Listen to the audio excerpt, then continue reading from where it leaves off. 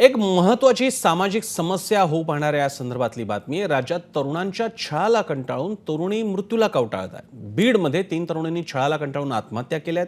जालन्यात तरुणांना बदनाम करण्याची धमकी दिल्यानं तरुणीनं आत्महत्या केली।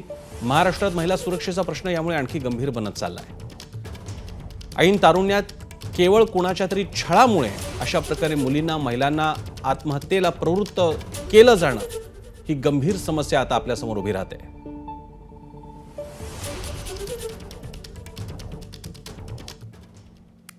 बीडमध्ये गुन्हेगारीच्या घटनांमध्ये सातत्यानं वाढ होताना दिसते। एका तरुणीनं छेडछाड आणि ब्लॅकमेलिंगला कंटाळून आत्महत्या केल्याची घटना समोर आली आहे। महिन्याभरापूर्वी कॉलेजमध्ये जाणाऱ्या साक्षी कांबळेनं मामाच्या घरात गळफास घेत आत्महत्या केली होती आणि याला महिला उलटला तरी न्याय न मिळाल्यानं साक्षीच्या आईनं थेट उपमुख्यमंत्री एकनाथ शिंदेंना पत्र लिहिलं आहे। साक्षीच्या आईनं दिलेल्या माहितीनुसार आजच्या दिवशी मुलीचं लग्न ठरलं होतं, पण अभिषेक कदम नावाच्या आरोपीच्या ब्लॅकमेलिंगमुळे त्या मुलीनं आत्महत्या केल्याचा कुटुंबाचा आरोप आहे। तसंच अभिषेक कदमवर मकोका लावा आणि कायमचा जेलमध्ये टाकावा अशी मागणी पीडितेच्या आईनं केली।